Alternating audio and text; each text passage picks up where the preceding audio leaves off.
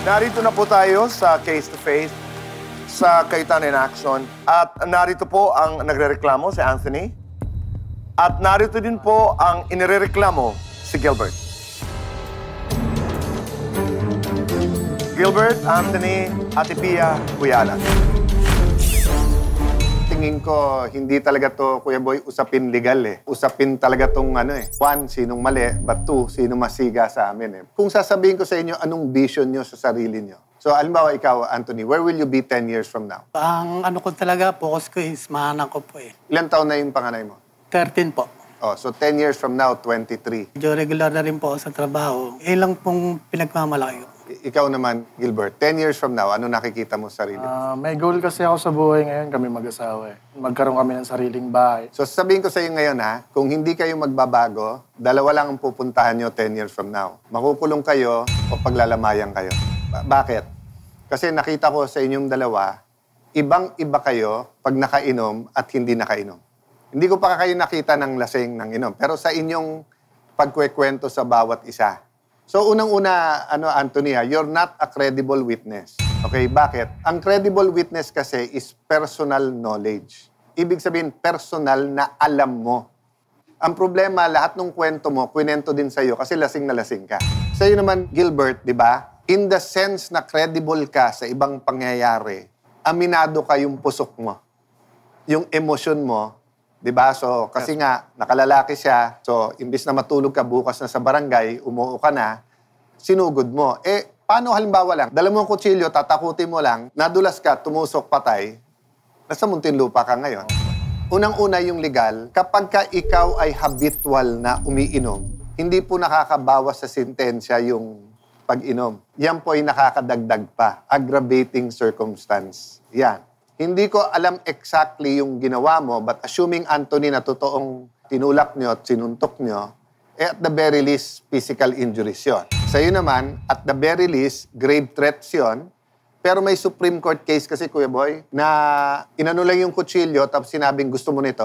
Ang sinabi ng Supreme Court, pwedeng attempted murder na daw yon. Kasi sabi ng Supreme Court, action speaks louder than words. You don't have to say, papatayin kita. The mere fact na nandyan na iyan. So, I know now, listening to you, ayaw niyong mangyari sa pamilya niyo yan. Pareho kayong sinasabi niyong ayaw niyo ng gulo. But ang sasabihin ko sa inyo, yung legal, pagka nagkatuluyan kayo, maaaring yung piskal, pareho kayong kasuhan. Kung iisa-isahin natin yung nangyari, magkahiwalay na kaso yon. Inumpisahan mo, Anthony, by saying, may phobia.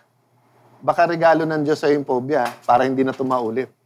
Aabot ka ng lasing na hindi mo alam yung nangyayari.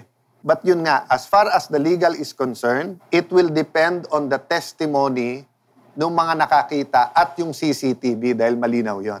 So in your case, Gilbert, at nagpapasalamat naman ako na hindi mo na pinahaba yung storya by saying na, hindi, aminado ako. Nung uminit ulo ko, kumuha ko ng kutsilyo. So at least klaro na yon. Sa side mo, Anthony, hindi ko sinasabing mali sinasabi mo. Ang sinasabi ko, hindi mo kasi alam eh. Kasi lasing na lasing ka na eh. So sa'yo, kung ano lang ang kwento din sa'yo. Eh wala namang barkada na ikwekwento sa'yo na pare mali ka eh.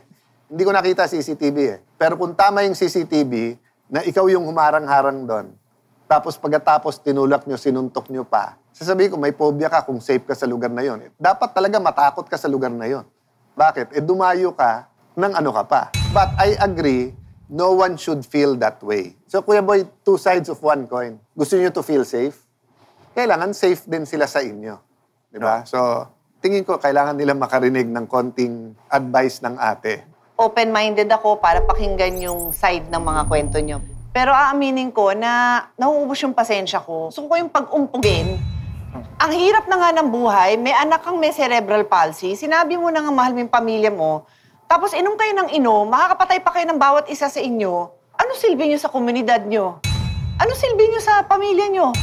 Wala! At sino yung martir at gusto ko talaga siyang koronahan na umawat sa'yo kasi kung hindi, sa presinto tayo nag-uusap ngayon.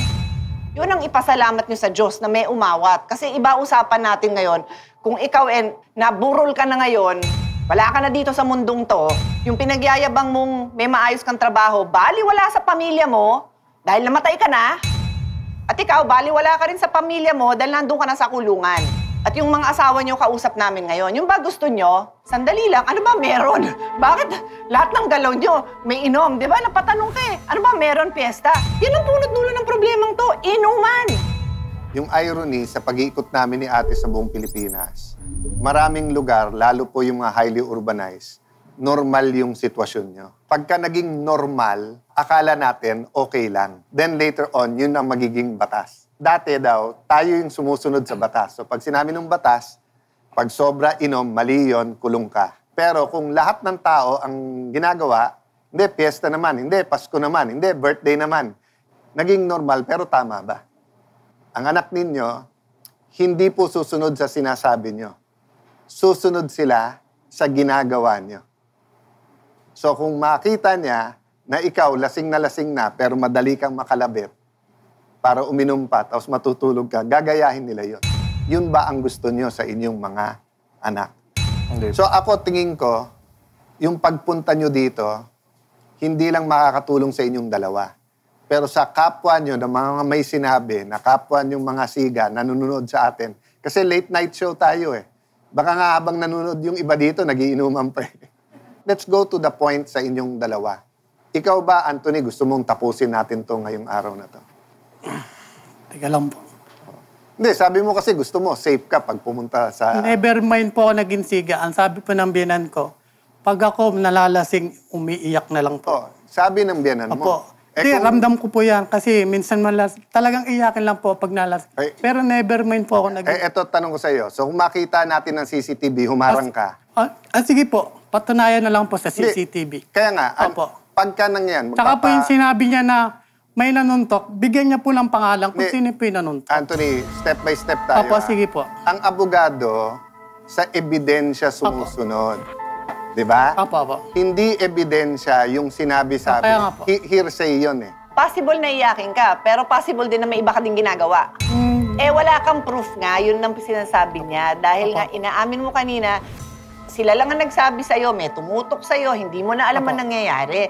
So, this is sad. What if may nangyari sa anak mo? Opo. And then eto ka, lasing na lasing. Apo. You can't even help your child ni hindi ka makakapagtistigo dahil ikaw ay lasing na lasing. Yun ang leksyon dun eh. Eh, sabi nila, may CCTV nang harang ka. So, ang point ko lang, will you not even consider the possibility na mali ka? Anthony, ibig sabihin, idinideny mo yung nakita nila na nakatayo ka sa harap ng motor. Apo. Number 2, pangalanan mo yung nakahubad na lalaki na sumuntok. Oh. Pinangalanan niya. Ano pa? Si Bato-Bato. So, pinangalanan niya. Pangatlo, yung pagtutok nung kitchen knife na malayan mo lang. Opo. Ano yung motor? Two-wheeler o three-wheeler? Two-wheeler po. Di ba ang dalawang gulong na motor, walang atras yun? Di ba inihilap pabalik yun? So kung hindi ka lasing na lasing, eto ka, ayan motor, inaatras. Wala namang motor na umatras na napakabilis eh, kasi ginaganon yun eh.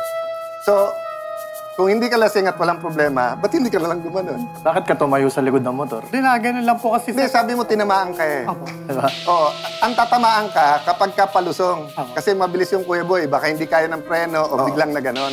So bakit hindi ka umilag at yun ang nagsimula ng gulo? Kasi lasing na lasing ka. Hindi ko sinasabing, Anthony, na ikaw may kasalanan ng lahat.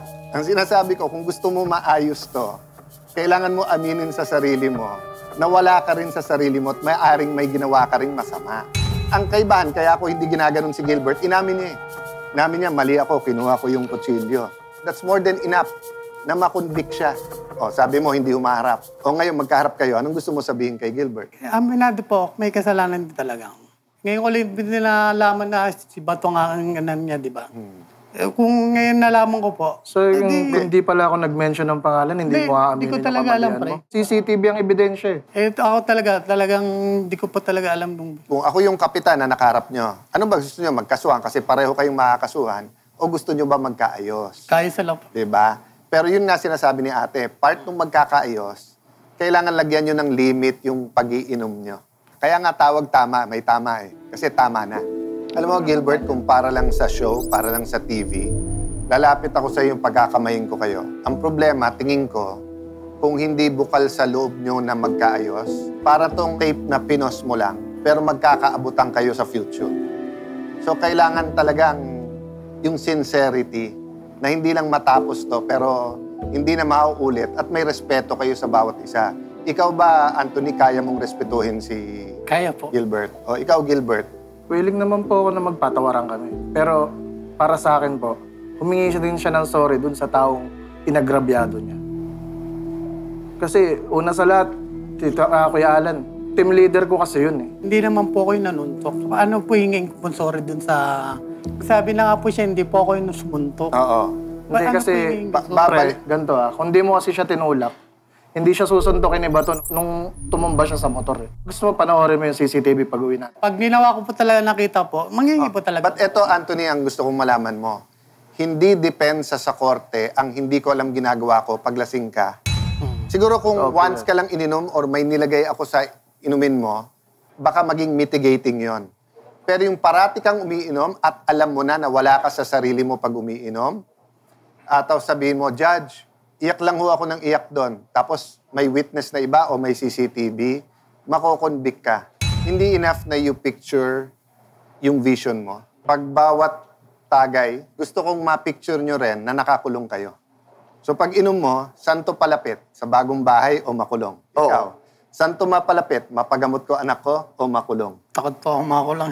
Kaya nga, pero hindi ka naman takot na malasing na hindi mo na alam ginagawa mo. Yung takot, binigay ng Diyos yun para protektahan ka. Diba? Hindi unreasonable fear yan. Reasonable fear. Ako gusto ko lang marinig, anong gusto mong sabihin sa kanya? Kay Anthony. Sa pagkakamali ko na yun, talagang maling-mali talaga eh. Aminado naman po ako doon. Anthony, pasensya ka na kung anong nagawa ko. Nasakal kita, natutukan kita ng kutsilyo. Pasensya ka na. Bugso na lang din ng damdamin yun, pre. Hindi may... Kasi akala ko, nung humarap ka sa akin, kakausapin mo ako eh. Tumayo ka lang din sa harap ko, pre. Wala ka naman din sinabi. Akala ko, magiging okay na tayo nun eh. Pasensya na, pre ah. Anthony, ikaw. Pero may respeto ko sa'yo. Alam ko naman yun. Yun nga lang, nagulat lang talaga. Hindi ko talaga totally alam eh. Wala talaga akong kinalaman. Hindi ko alam yung pangyayari talaga eh. Kumbaga sana, kinausap mo lang sana ako noong time na yun. Ako talaga, ayoko rin talaga ng gulo. Ayoko rin talaga ng away. Wala naman taong may gusto ng gulo, Kaya, pre. ikaw, pamilyado ka rin. Ako, tatay din ako eh. Kaya humingi rin ako ng pasensya about sa mga pangyayari. Sana mo. Siyempre, hindi mo kasi ako. Hindi, ikaw ang hindi nagsasalita, kinakausap kita. Pwede may pagtabi mo puan. Kung papayag kayo, pag-isipan nyo kung paano nyo pagagandahin lalo yung samahan ninyo. Alam mo, by the grace of God, hindi yan natuloy. Ako, ang challenge ko sa inyo, isipin yung mga anak nyo. Kaya nyo bang tumanggi for the sake of your children? We're happy nagkasundo kayo. Panoorin mo pa rin yung CCTV, no?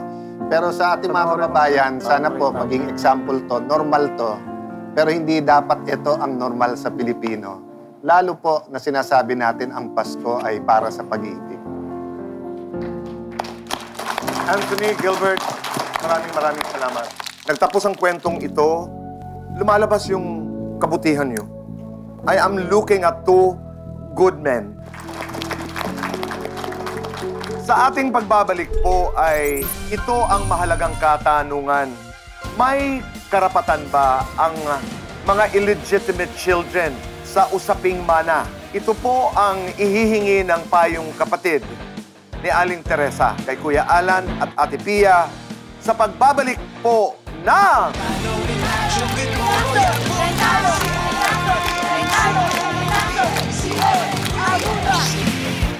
Hinandugan ng Cayetano in Action with Boy Abunda ng isang espesyal na lunch treat sina Anthony at Gilbert.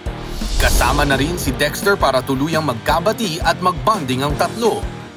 Naipaabot na rin ng programa ang mga regalo ni na Kuya Alan at Ate Pia para sa mga anak ni na Anthony at Gilbert.